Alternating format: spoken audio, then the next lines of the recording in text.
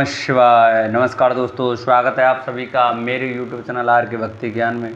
भक्तों, आज की वीडियो में हम आपको प्रदोष व्रत की कथा सुनाएंगे। कृपया उसे सभी भक्तजन श्रद्धा भाव और प्रसन्नचित्त मन से सुने। जो भक्त हमारे चैनल पर नए आए हैं, जिन्होंने अभी तक हमारे चैनल को सब्सक्राइब नहीं किया, वो हमारे चैनल को सब्सक्राइब करें, वीडियो को लाइक करें और कमेंट में शंकर भगवान की जय, भोलेनाथ की जय अवश्य लिखें।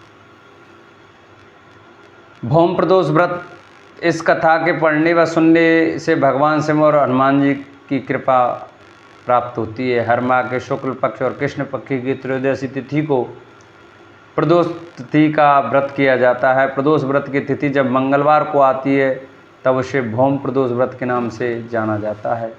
भौम प्रदोष व्रत में कथा सुनना व कहना बहुत पुण्यदायी माना जाता है और इस कथा से पूजा भी पूरी तरह होती है। मान्यता है कि भौम प्रदोष व्रत की कथा सुनने व कहने से देवों के देव महादेव का आशीर्वाद प्राप्त होता है और आर्थिक परेशानियों से मुक्ति मिलती है। भौम प्रदोष व्रत की व्रत कथा। सूत जी बोले, अब मैं मंगल त्रयोदशी प्रदोष व्रत का विधि विधान कहता हूँ। मंगलवार का दिन व्याधियों का नाशक है। इस व्रत में एक समय व्रती को गेहूँ और गुड़ का भोजन करना चाहिए। इस व्रत के करने से मनुष्य सभी पापों व रोगों से मुक्त हो जाता है, इसमें किसी प्रकार का संशय नहीं है। अब मैं आपको उस बुढ़िया की कथा सुनाता हूँ जिसने व्रत किया और मोक्ष की प्राप्ति हुई। अत्यंत प्राचीन काल की घटना है। एक नगर में एक बुढ़िया रहती थी। उसके मंगलिया नाम का एक पुत्र था। वृद्धा को हनुमान जी पर बड़ी श्रद्धा थी। वे प्रत्येक मंगलवार को हनुमान जी का व्रत रखकर यथाविधि उनका भोग लगाती थी। इसके अलावा मंगलवार को एक न तो घर लीपती थी और न ही मिट्टी खोदती थी। इस प्रकार से व्रत रखते हुए जब उसे काफ़ी दिन बीत गए तो हनुमान जी ने सोचा कि चलो आज इस वृद्धा की श्रद्धा की परीक्षा करें। वे साधु का वेश बनकर उनके द्वार पर जा पहुँचे और पुकारा, है कोई हनुमान का भक्त जो मेरी इच्छा पूरी करे। वृद्धा ने यह पुकार सुनी तो बाहर आई और महाराज क्या आज्ञा है। साधु वेशधारी हनुमान जी बोले कि मैं बहुत भूखा हूँ, भोजन करूँगा, तू थोड़ी सी जमीन लीप दे। वृद्धा बड़ी दुविधा में पड़ गई। अंत में हाथ जोड़कर प्रार्थना की, हे महाराज, लीपने और खोदने के अतिरिक्त जो काम आप कहेंगे वे मैं करने को तैयार हूँ। साधु ने 3 बार परीक्षा करने के बाद कहा, तुम अपने बेटे को बुला, मैं उसे औंधा लिटाकर उसकी पीठ पर आग जलाकर भोजन बनाऊंगा। वृद्धा ने सुना तो पैरों तले की धरती खिसक गई, मगर वह वचन भर चुकी थी। उसने मंगलिया को पुकार कर साधु महाराज के हवाले कर दिया, मगर साधु ऐसे ही मानने वाले न थे। उन्होंने वृद्धा के हाथों से मंगलिया को औंधा लटाकर उसकी पीठ पर आग जलवाई।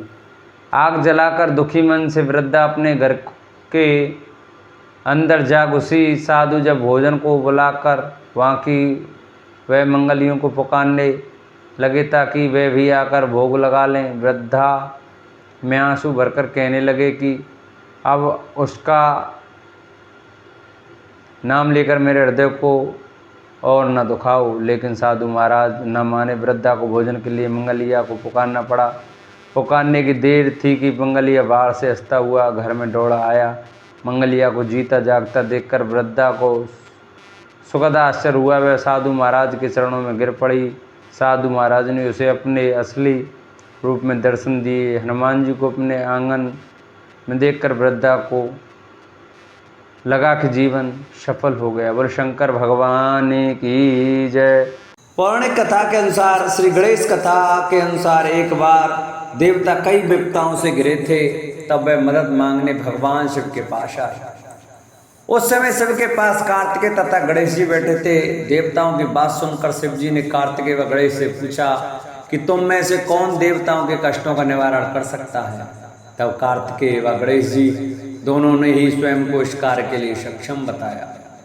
इस पर भगवान शिव ने दोनों की परीक्षा लेते हुए कहा कि तुम दोनों में से जो सबसे पहले पृथ्वी की परिक्रमा करके आएगा वही देवताओं की मदद करने जाएगा।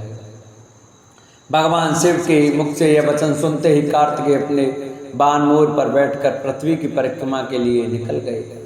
परंतु गणेश जी सोच में पड़ गए कि वह चूहे के ऊपर चढ़कर सारी पृथ्वी की परिक्रमा करेंगे तो इस कार्य में उन्हें बहुत समय लग जाएगा। तभी उन्हें एक उपाय सूझा।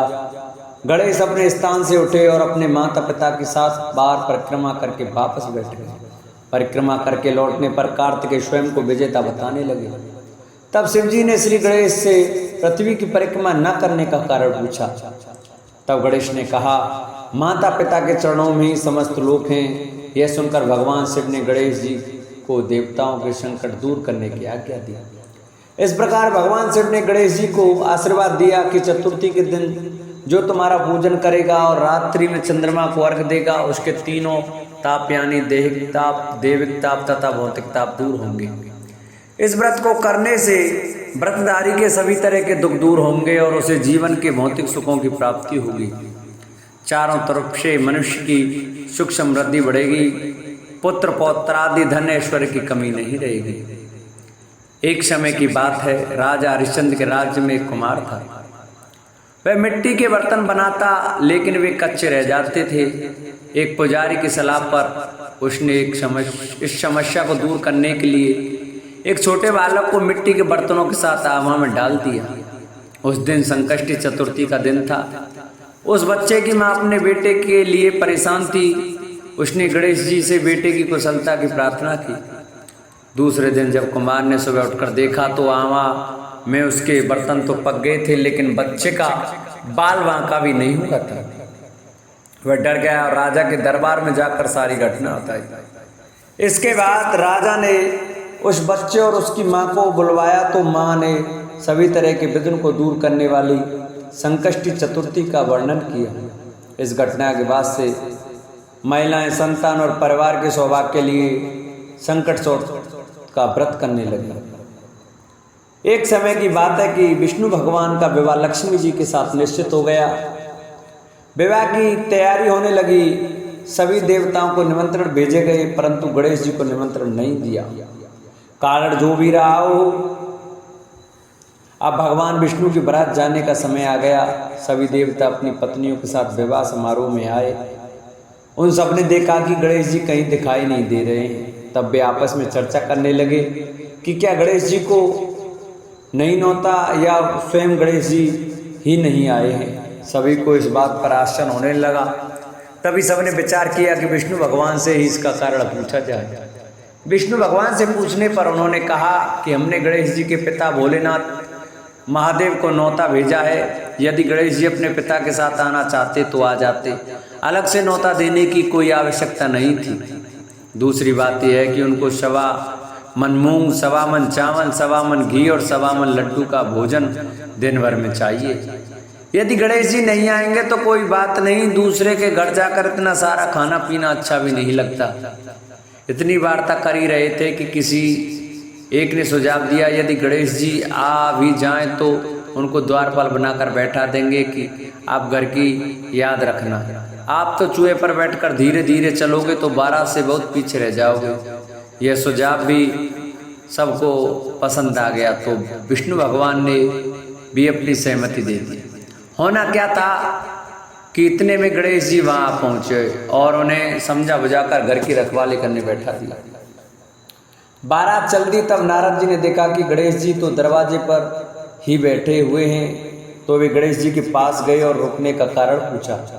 गणेश जी कहने लगे कि विष्णु भगवान ने मेरा बहुत अपमान किया है। नारद जी ने कहा कि आप अपनी मूषक सेना को आगे भेज दें तो वह रास्ता खोद देगी, जिससे उनके बाण धरती में धंस जाएंगे।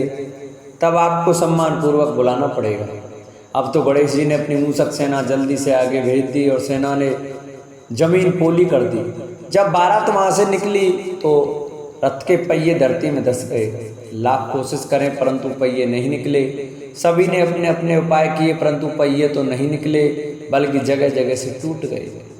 किसी की समझ में नहीं आ रहा था कि अब क्या किया जाए। तब तो नारद जी ने कहा, आप लोगों ने गणेश जी का अपमान करके अच्छा नहीं किया। यदि उन्हें मना कर लाया जाए तो आपका कार्य सिद्ध हो सकता है और ये संकट टल सकता है। शंकर भगवान ने अपने दूत नंदी को भेजा और वे गणेश जी को लेकर आए। गणेश जी का आदर सम्मान के साथ पूजन किया तब कहीं रथ के पहिए निकले। अब रथ के पहिए निकल तो गए परंतु वे टूट फूट गए, तो उन्हें सुधारे कौन। पास के खेत में खाती काम कर रहा था, उसे बुलाया गया। खाती अपना कार्य करने के पहले श्री गणेशाय नमः कहकर गणेश जी की वंदना मनी मन करने लगा। देखते ही देखते खाती ने सभी पहियों को ठीक कर दिया। तब खाती कहने लगा कि हे देवताओं, आपने सर्वप्रथम गणेश जी को नहीं मनाया होगा और ना ही उनकी पूजा की होगी, इसलिए तो आपके साथ ये संकट आया है। हम तो मूर्ख अज्ञानी हैं, फिर भी पहले गणेश को पूजते हैं, उनका ध्यान करते हैं। आप लोग तो देवतागण हैं, फिर भी आप गणेश जी को कैसे भूल गए। अब आप लोग भगवान श्री गणेश जी की जय बोलकर जाएं तो आपके सब काम बन जाएंगे और कोई संकट भी नहीं आएगा। ऐसा कहते हुए बारात वहाँ से चल दी और विष्णु भगवान का लक्ष्मी जी के साथ विवाह संपन्न करा के सभी सकुशल घर लौट आए। हे गणेश जी महाराज, आपने विष्णु को जो कार्य सवार्यो ऐसा कार्य सबको सिद्ध कर दो। बोलो गजानन भगवान की जय।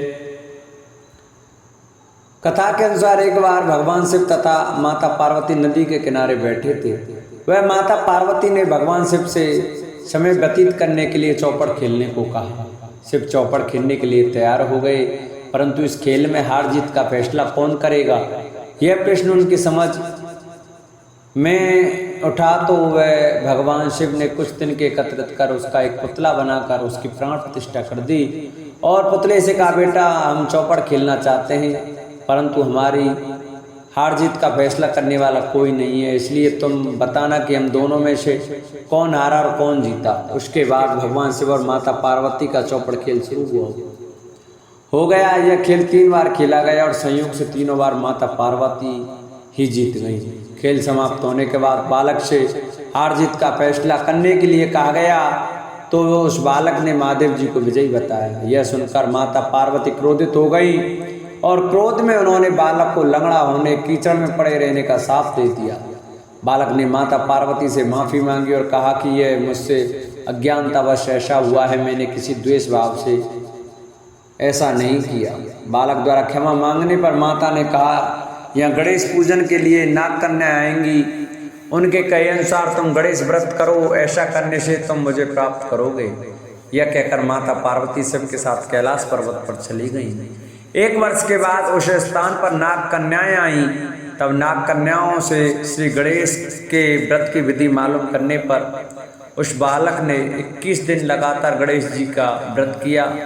उसकी श्रद्धा से गणेश जी प्रसन्न हुए। उन्होंने बालक को मनवांछित फल मांगने के लिए कहा। उस बालक ने कहा, हे विनायक, मुझ में इतनी शक्ति दीजिए कि मैं अपने पैरों से चलकर अपने माता पिता के साथ कैलाश पर्वत पर पहुंच सकूं और वे यह देख प्रसन्न हो। तब बालक को वरदान देकर श्री गणेश अंतर्ध्यान हो गए। इसके बाद वह बालक कैलाश पर्वत पर पहुंच गया और कैलाश पर्वत पर पहुंचने की अपनी कथा उसने भगवान शिव को सुनाई। चौपड़ वाले दिन से माता पार्वती शिव से विमुख हो गई थी, अतः देवी के रुष्ट होने पर भगवान शिव ने बालक के बताए अनुसार 21 दिनों तक श्री गणेश का व्रत किया। इस व्रत के प्रभाव से माता पार्वती के मन में भगवान शिव के लिए जो नाराजगी थी वह समाप्त हो गई।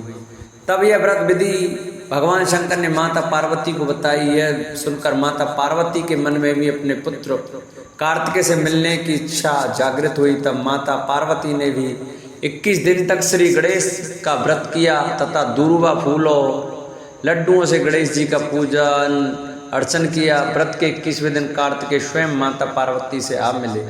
उस दिन से श्री गणेश चतुर्थी का यह व्रत समस्त मनोकामनाओं की पूर्ति करने वाला व्रत माना जाता है।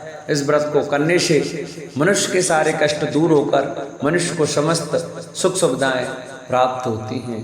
बोलो गणेश भगवान की जय। जिन भक्तों को हमारी यह वीडियो अच्छी लगी हो, हमारी कथा अच्छी लगी हो, तो हमारी वीडियो को ज़्यादा से ज़्यादा शेयर करें, जिससे कि और भी भक्त हमारी कथा को सुन सकें और भगवान शंकर, माता पार्वती और गणेश जी के प्रति उनका प्रेम ज़्यादा से ज़्यादा बढ़े। तो जो भक्त हमारे चैनल पर नए आए हैं वो हमारे चैनल को सब्सक्राइब कर लें, वीडियो को लाइक करें और कमेंट में श्री गजाननाय लिखना न भूलें। बोलो गणेश भगवान की जय।